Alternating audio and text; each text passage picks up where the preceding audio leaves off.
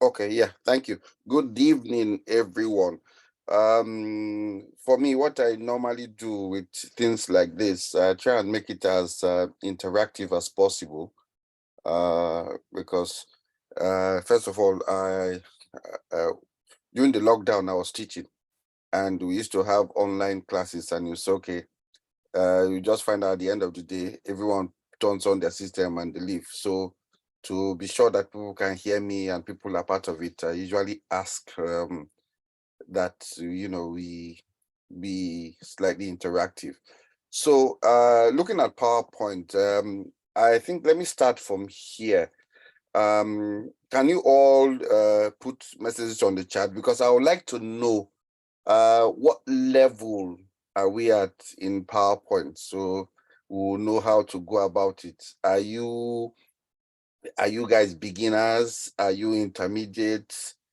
Are you professional? Are you like Arsenal that's almost one league but dropped halfway? So just a quick one, you just by a show of on the chat. So let me know so we'll know how to go about it. Okay. Hi, Roque. We can't, sorry, we can't type in the chat, so we might need access to be able to type in the chat. Okay, okay, let's just have it rowdy for now. For as much, or are you able You to can try. do You can try reactions? now. You can try now. Okay, thank you. Okay, so yeah, thank you, Daniel. So let me see. So we'll just know where you are. Let's try and see as many as possible. If we can get everyone intermediate, good, Kingsley. Thank you very much. Who else? Ogochuku beginner. All right, thank you. Salome Kings.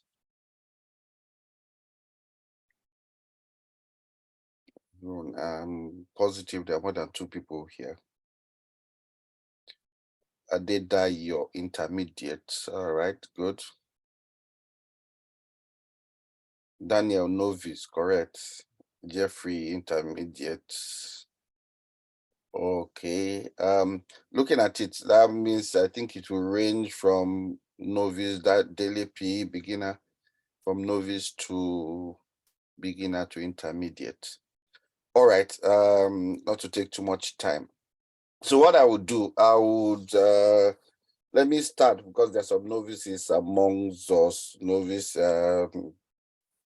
in the sense that, okay, they are not very comfortable with PowerPoint. I'll start from the basic, let me share my screen. Share. Will it be possible? Just give me access to be able to share screen.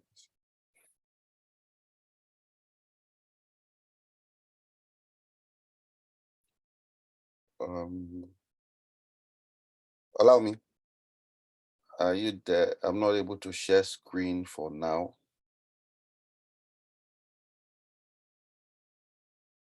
Just a moment, please. All right. To give me access. So I'll share screen. So what I would do, I will start from. Go ahead. Yeah. All right. Thank you. Okay. Good. There. Like the normal question I will ask. Can you all see my screen? We start from plain one. New presentation. So can you all see my screen? Just to be sure. Yes, I can see your screen. Yeah, we can. Okay. All right.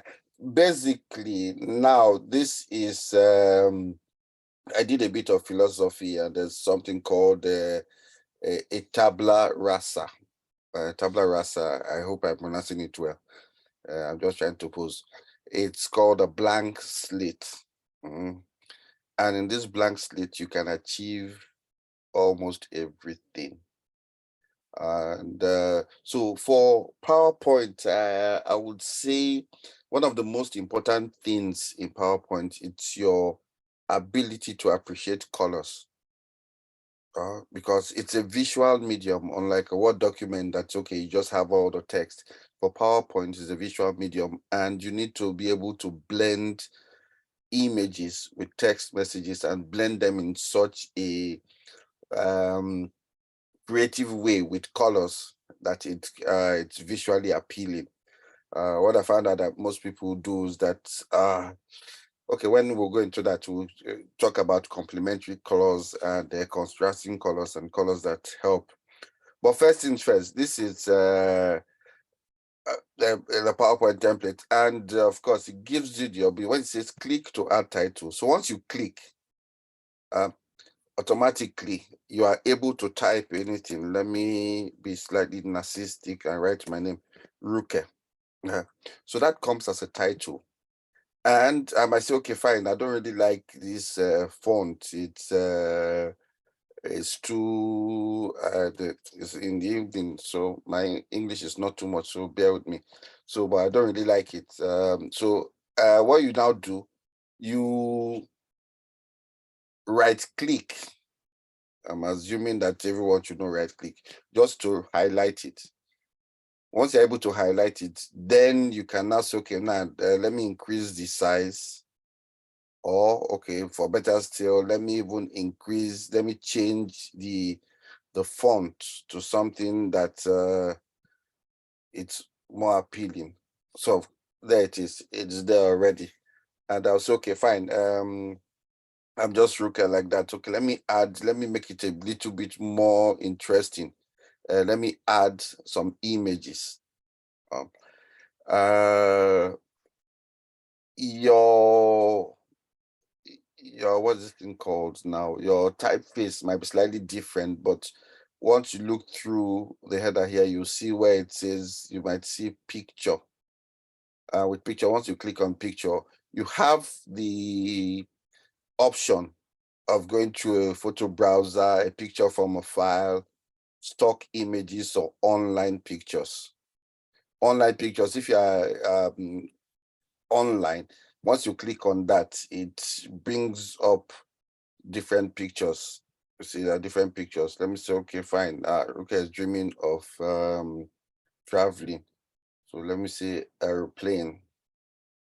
Let me see if they have Nigeria Airways here, so I can put Nigeria Airways. No, apparently they don't. All right. So what you now do for this one, you just click on it, then drag it.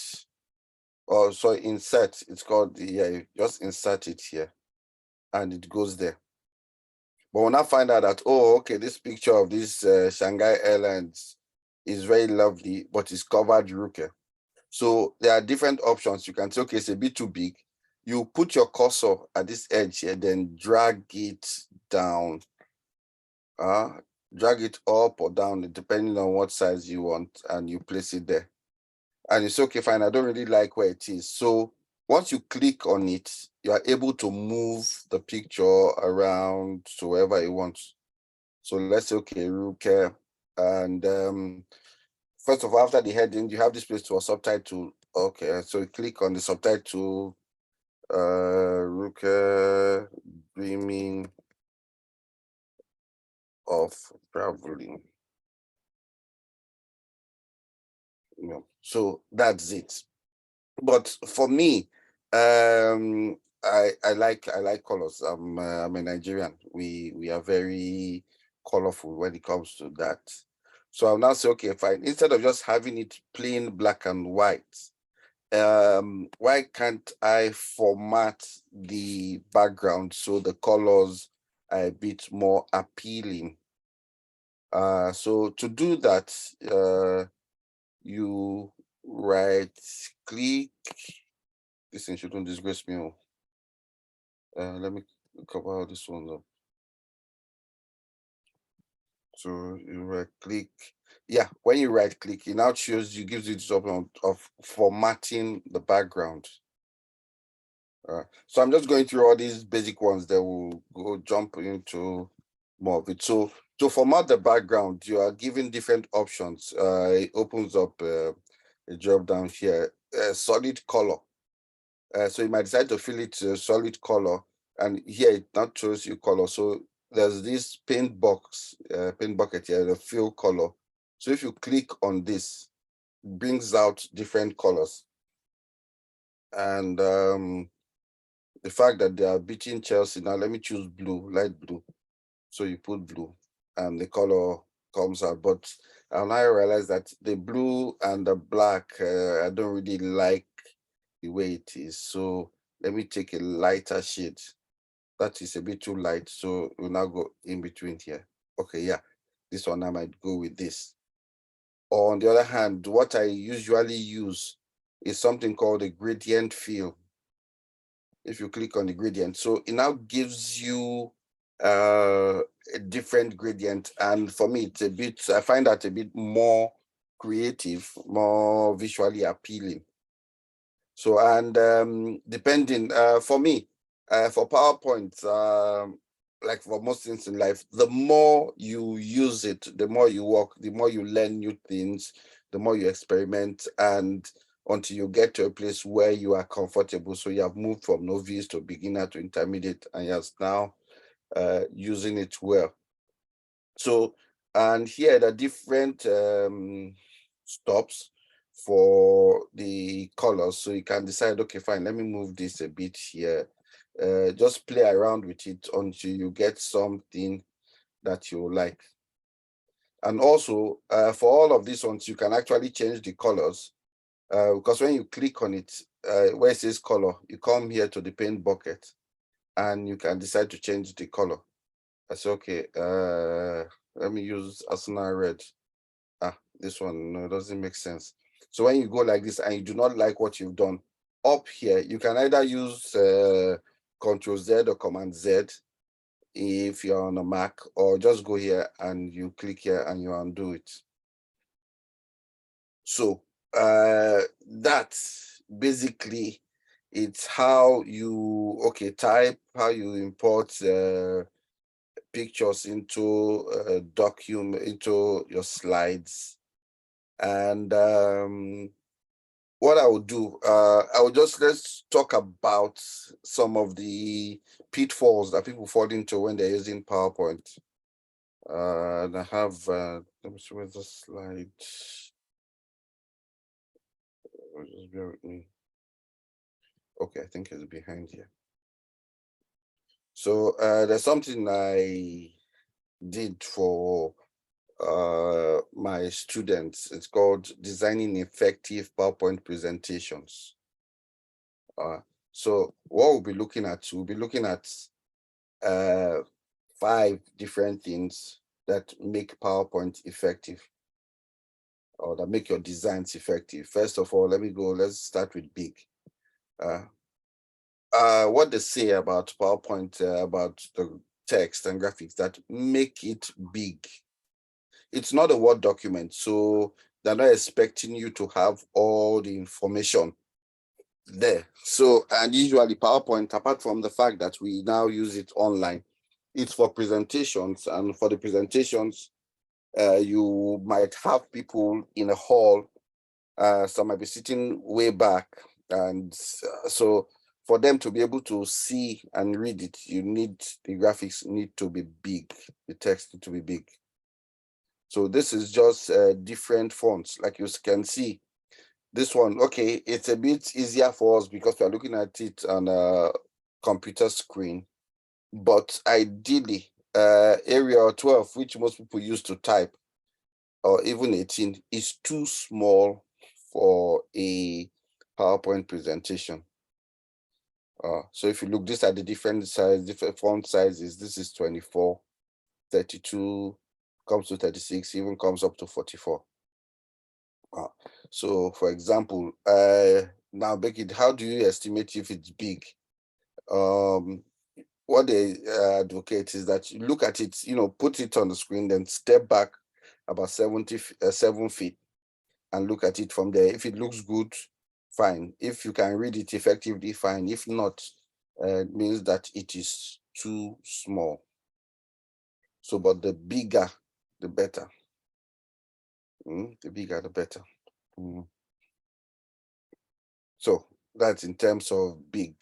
Another thing we should look at is that something I said, consistent. That means you should be consistent in your designs or any theme that you're using. What we say is that, for example, if you have some graphics or some line of text, once there's anything different about them, it draws your attention. And maybe you want to draw attention because you want to highlight something, or it's a bit more important, or you want to have a buzz that to attract people. But we have to be careful that while you're attracting people, you do not end up distracting them. It's all part of attract and distract. So for example, if I had written all of this and I now put a tick, the human eyes is built to notice differences. So automatically, because of that tick, the eye goes there first of all. It draws your attention to it. So for example, you have written all of this and you just want to make sure differences draw attention.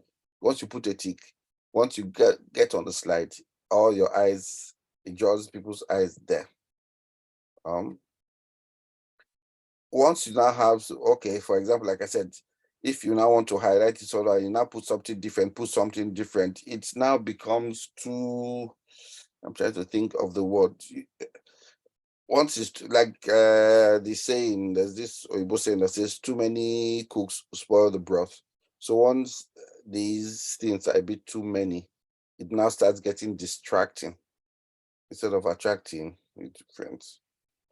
Also, if for example you are writing something and you want to show that, okay, this is, you want to concentrate on this, or it's a bit more important, use a different color. So for example, you are writing everything in white. Once the thing is in a different color, it draws the attention and it shows, okay, fine, this one, what you are trying to do, you're trying to make it a bit more important. Like I was saying about surprises. Okay, this is just what I mean, that, okay, if for example, you now start using too many colors, the eye wouldn't know who to concentrate on anymore. So you now see so many things, and instead of attracting, you now start distracting the attention. So because we've got green, we've got it's orange, we've got blue, we've got red, the eye wouldn't know what you are trying to say. And that is on its own is a major issue. So yeah, like this, you now have this burst of surprise. I will show you how to do that later on. It attracts, for example, so automatically once you go your eyes down to, oh, why is this here? What is it trying to say? It attracts you. But once again, if you use too many of them, it now starts getting, so you don't know which of them you want to concentrate on.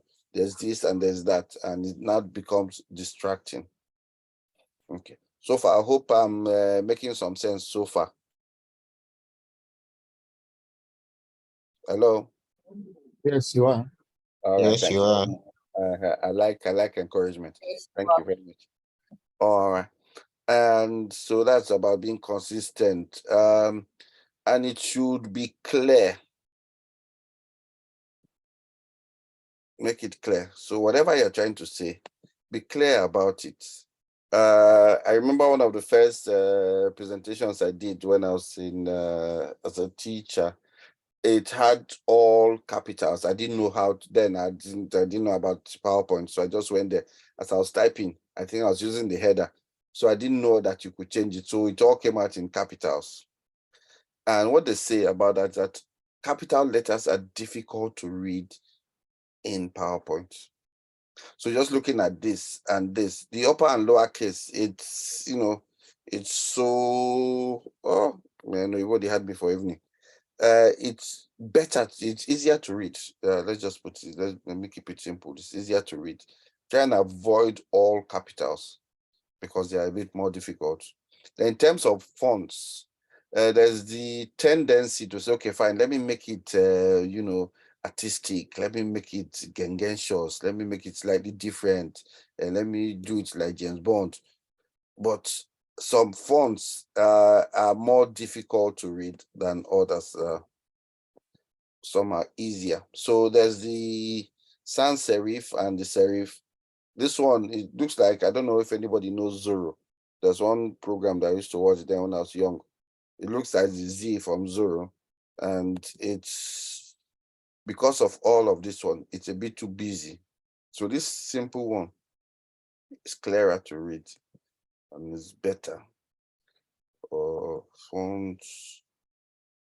Now, like I say, serif fonts are difficult to read on screen because of all the different effigy that's added to it. These sans serif fonts are clearer because they are pretty straightforward. And also italics. Italics are difficult to read on screen. So normal fonts or bold fonts are usually clearer. And if you underline anything, there's a tendency that people might see it as a hyperlink that you're trying to click on something to take you to a different website or whatever. So if you want to, instead of underlining, highlight it using, just change the color. That way you're going to highlight it and it stands out. Make it clear. So for example, if maybe we are talking about how to set up your Azure board, and you say, okay, fine, if you have different steps, use numbers, for example. Okay, now let's have something that most people do, how to put an elephant into a fridge. I think most of you have done it for. Number one, you open the door of the fridge. 2, put the elephant in the fridge. 3, close the door. So that way it has now given you the different steps. So for example, if you want to set up your environment as a QA, say 1, you go on the board or you download. Are you guys doing what is that? I'm not confusing myself. As a QA. Well, make it clear. If you have longer ones, okay, for example, how do you put a giraffe into a fridge? 1, you open the door of the fridge. 2, take out the elephant because the elephant is still there. 3, you put the giraffe in. 4, you close the door. So this one is just breaking down the steps. Or on the other hand, if you say, okay, for example, the steps, it doesn't really matter in which hierarchy or whatever, in which sequence, and there's no priority. So instead of using numbers, you might decide to use bullet points. So for bullet points, you're just showing it's just a list. There's no priority about it. The sequence doesn't really matter. So you just use bullet points. I will show you also how to do bullet points and make it clear with colors this time now. So what I was trying to say is that contrasting colors, you should use colors that contrast. For example, this is yellow against a black background or white against a black background. So something light on a dark background or something dark on a light background. So these colors, they complement each other. So light to dark. So if the contrast is not really there, if you see, you can see that it's easier to read this one that is contrasting. So the yellow on the black, but then this dark gray on black, it's complementary. Because the contrast is not there. People will now start finding it difficult to actually read what you're trying to put there. And it's not visually appealing to the eyes also. So light on dark versus dark on light. This, like I say, is light on dark. This is dark on dark. On the other hand, light on light. So it's a white background and you're using yellow. It's going to be lost. So the contrast is not there. Make it clear. So light on dark. This is dark font on a light background. Then in terms of the color, most people run into this issue. So you use colors, fine, left to you. I have this idea. Let me write this in on a green background and all that. But if you do not use colors that contrast, it's going to be an issue. So for example, it's difficult to read all of this. You might have to struggle, but once you start struggling to understand or read what your slide is saying, it distracts and it takes away from your ability to communicate effectively.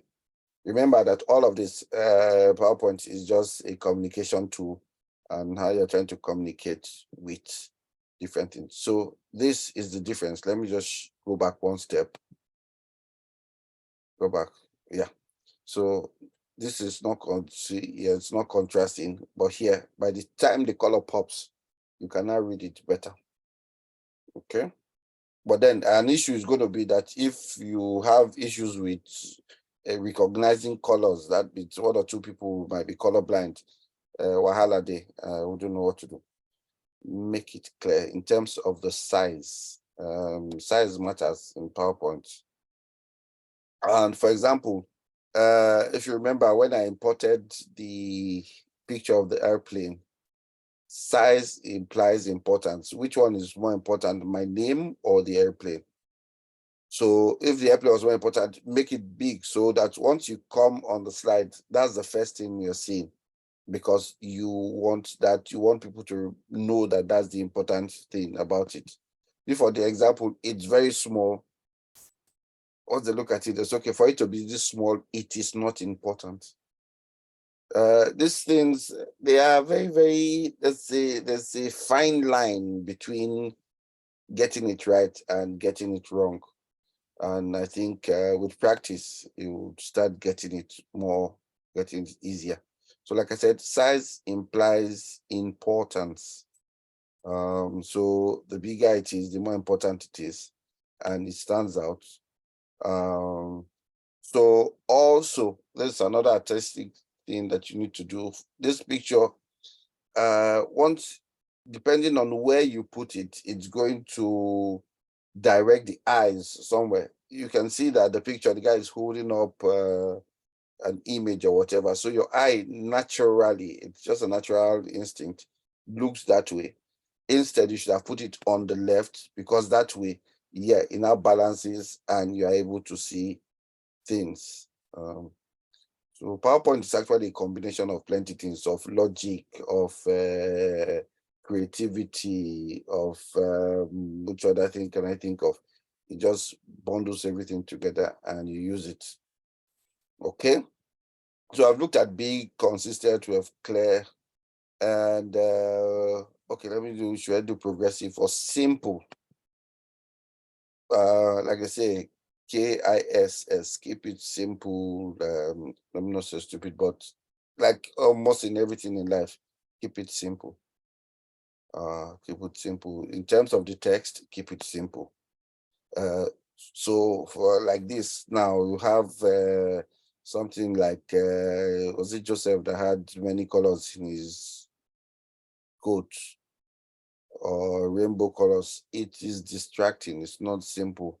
So if it was just, on the other hand, or if you now blend too many fonts together and too many sizes and too many styles, it's distracting, it's not simple, it's not nice.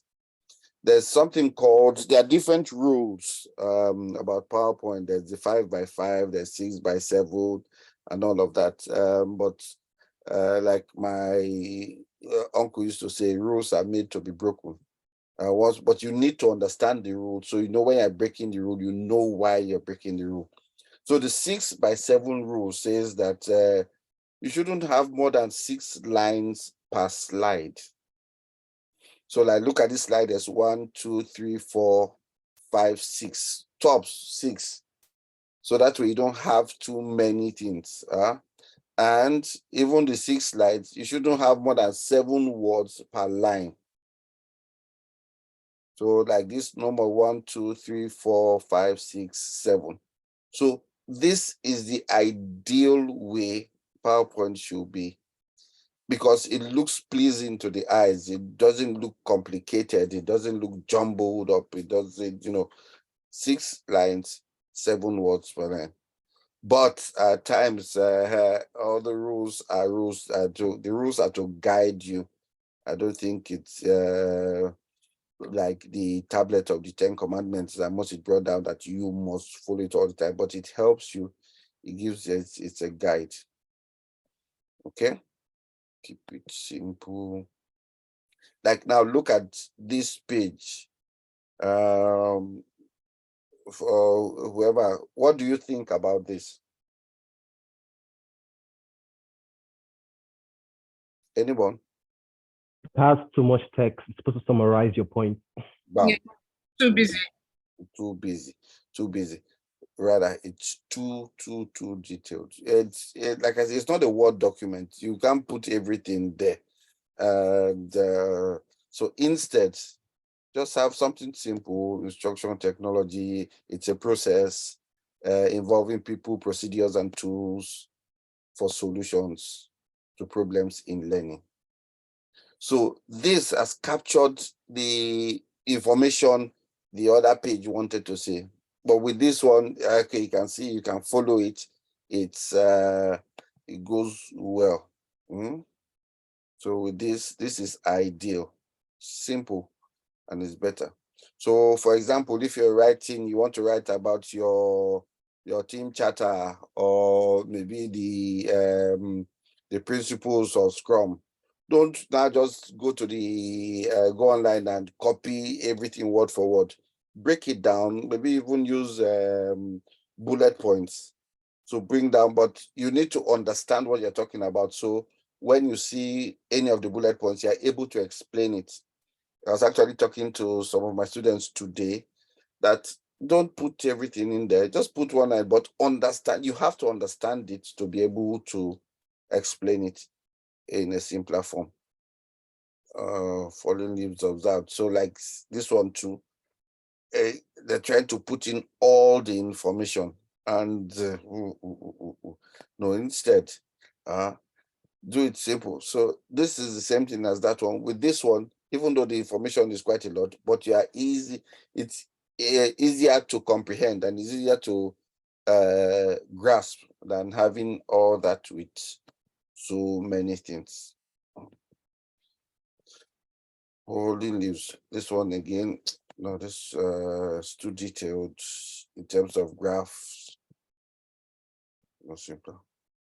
Keep the picture. Like I say, okay, you need images, but there are times when you use too many images, it starts distracting your audience. So like you put this, you put that, you put everything, you want to bring to tell everything in one picture. No, try and keep it simple. Use just a few of them to help you. So your content needs to be there. Don't think you can use pictures. You want to show that this man is going to traveling. So you put an airplane, you put the airport, you put your bag, you put your passport, you put all of this. After a while, it becomes simple.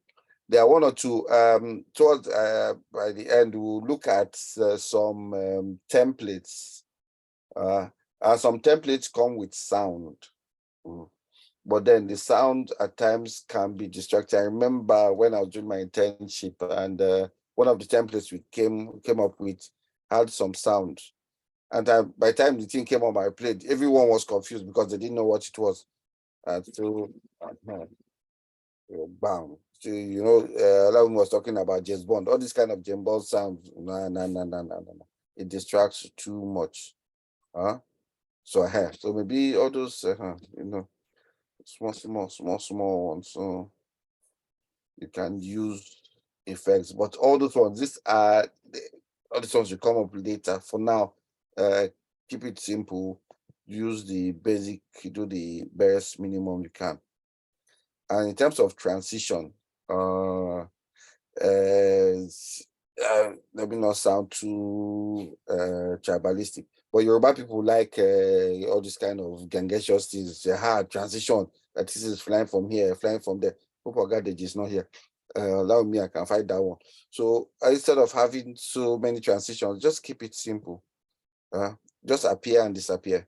It it tells the picture, or I must confess, I'm a bit guilty of these transitions because I'm coming from a video editing background. So we like we like effects, but too many of that is it's annoying and distracting. Animation is one thing I would advise you as much as possible. Try and run away from, okay, for this one now, that line you see, you have all this before it now click, time is going. So instead, even if there's going to be an animation, keep it simple. Just have something simple, just like that. It's nice, it's simple. That's what those people do not understand, that the simpler it is, the more appealing it is for most things. Simple and to the point. Simple and to this point. Progressive is more for, but let's just talk about it briefly. So like for this now, if for whatever reasons you need to put all of this on the board, you should do it in a progressive manner that, gradually the mind gets to understand what you're saying. So for example, instead of just starting with this, you rather, okay, first of all, you have this, you have the graphs, you now show complexity of interactions, you put one, you talk about that a bit, you put another one, maybe the individual, the pair, or the group. Click on the mode of instruction. So you click direct instruction, guided inquiry, discovery learning. So gradually the human brain is getting, it's accommodating, like there's this saying that the way to boil a frog, for all those Chinese people who eat frog, you don't put the frog in hot water because it jumps out. So instead you put the frog, you start increasing the heat gradually. So the frog will now say, yeah, I can manage this, up to until it gets to the point that you wouldn't realize it's very hot water and you're able to boil it. So the same thing with that. So individual instructive tools, you go individual constructive tools, social communicative tools, and social constructive. You have arrived at this place, but it's been a gradual process that the mind is able to take it. So progressive and dot focus. So like this one too, for example, understanding technology for the QAs here, if you want to explain the technology to someone, everything comes at once, so it's difficult to grasp. Instead, you start with, that's okay, fine, this is what you want to talk about. Okay, first of all, they call the mouse.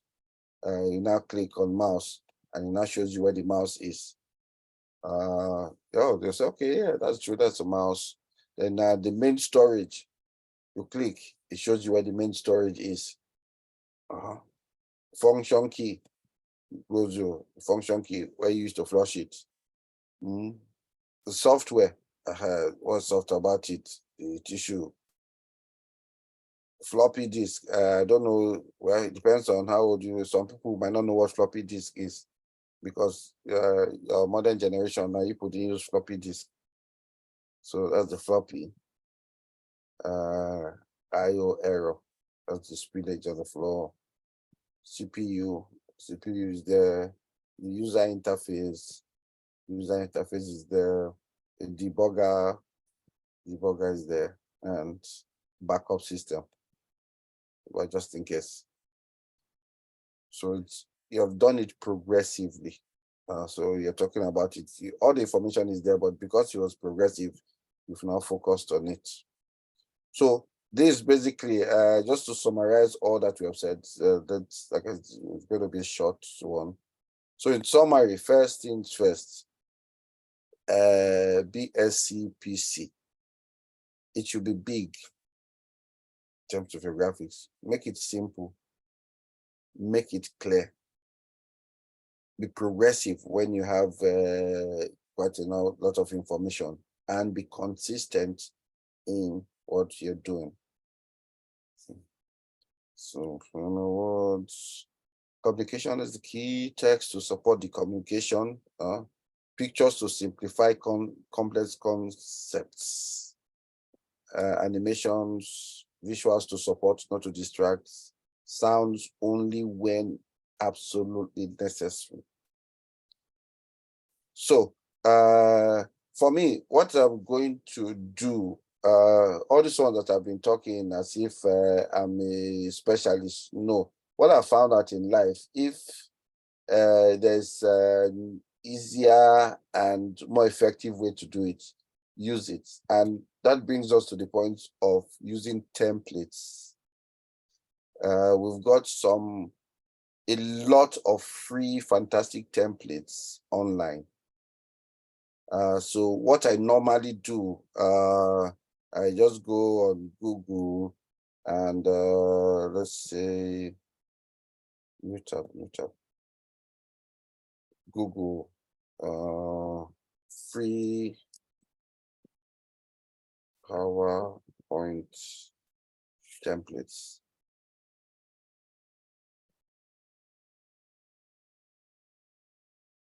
Oh, okay. Let me do what I normally do. If you go on YouTube,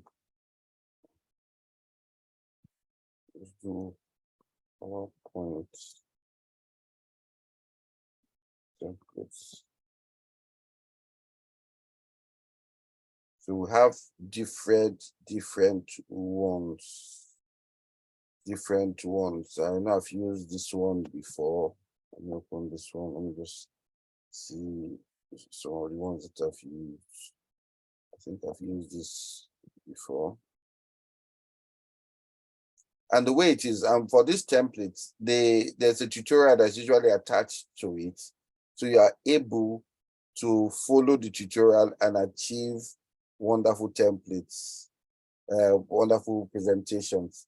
That's, let me see, what's that thing called? PowerPoint University.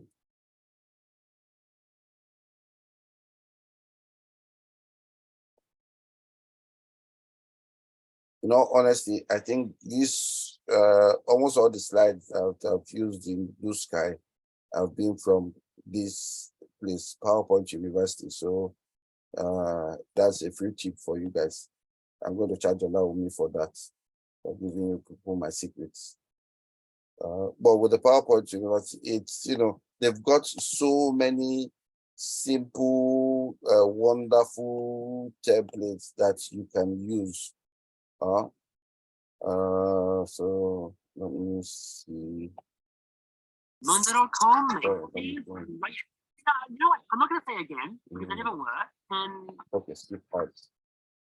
So, and the good thing about this PowerPoint University that if you really want to learn how to do it, it takes you through how to learn it. But if on the other hand, you do not want to learn how to do it, it takes you directly where you can just go download the template and start using it. Let me see. Download link. Okay, so you just go here. Click on Google Drive. Maybe from the time.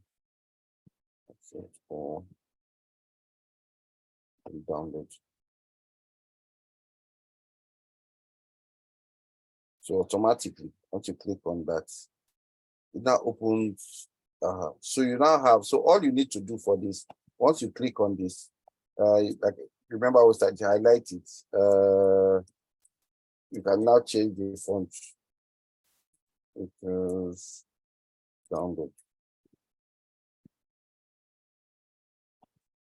And it's there. So, what's the name of what's the name of your team? Team Ruby and Emerald. Team Ruby. Team Ruby. Team Ruby. What's that presentation like? Team Ruby. Let's just do Team Ruby. And you now go in here. Of course, you can now say, okay, this will be our presentation. So, like I said, it's a template. So all you're just doing, you're just changing a little things. And to now see how it is. So, okay, let's go to slideshow and play from the start. So Team Ruby, Once you click, it's there. So automatically it has fixed itself to this page. So your presentation would, by the time you see coming out with something like this, it's gangatious, and our gadget likes gangatious things like this. Let me see one other, where is that? One of the other ones that we looked at. Let me see which of them was this. Yeah, this is so, and the beautiful thing about why I like this PowerPoint University, they are almost all of them are free. And they've got loads and loads and loads of different templates. So by the time you look through, you know which one that will suit your presentation. It's not every presentation that we have it. Okay, let me download this one and just see.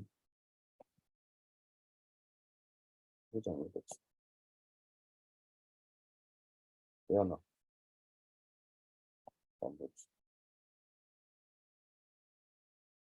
So should double click on it.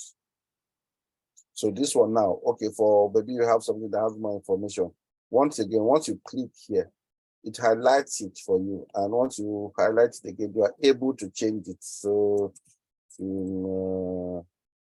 nothing.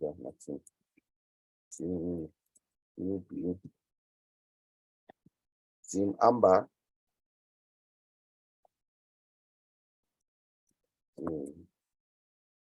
Amber. Then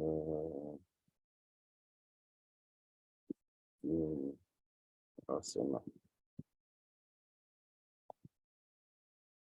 So that we see that name has to be there. So, and you can now actually, because everything is there already. But if you want to now still tweak it a bit and improve on it, you can now come here. So, okay, fine. For example, you now say, okay, you don't like red. We have that, but that's okay. You want to change the color. Once, let me click out. Once you click on this, then click again on the red. It highlights that you are able to come here where it says shape field to add color, to change the color. So you can change it to blue. Change it to, I'm a Nigerian, so change it to green.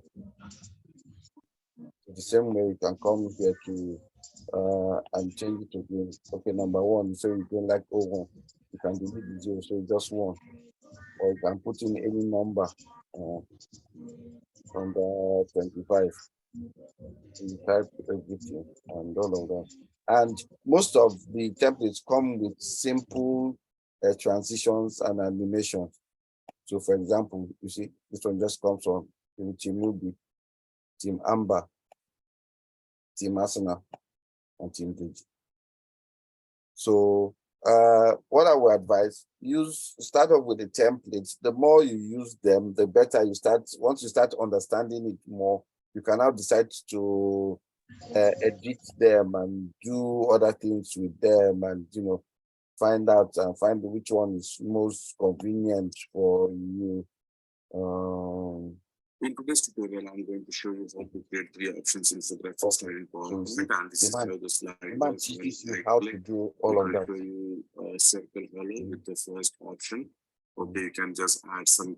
So, like I said, once you go, you download, just bookmark that one, PowerPoint University. That's where I get all my, get almost all of them from. This one other one that I've Receiving anything from a freelancer on Fiverr. It's great. The way I'll present it.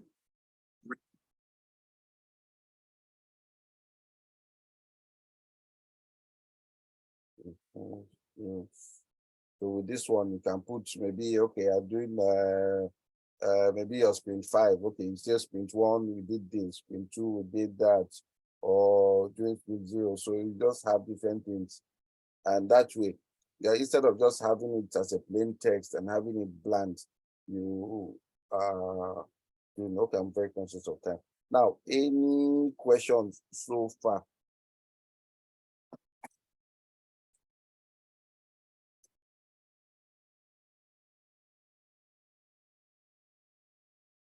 Are we still there? Yes, we are. I'm going to lost.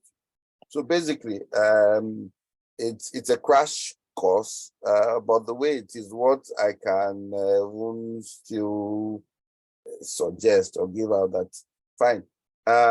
Maybe whoever has the time or whoever needs any help can always send me a message. Okay, I've downloaded this. I'm still struggling with this. We can now still go over that because I don't think we have another time, another session where we can go over things like this. But first things first, what I would advise, work with the templates. The more you work with templates, the more you understand the PowerPoint, and from there you start picking things and you find out that on your own, if you're watching, you can ask, okay, instead of having this maybe 6 different steps, you can find a way, okay, no, let me push, I just want only 4. You can now find out that you cannot achieve it and do only 4, or do only 2, or do only 3. And that is that about that. Like I said, so many lovely ones that you can do things with. The timeline in So imagine something like this now. You have maybe different sprints, or maybe if it's a roadmap, you have all of this, or okay, no, I think I've used this one before too. So, well, like I said, once you go on it, there's so many things that you can get. Okay, allow me. You can stop recording, or if there are any questions.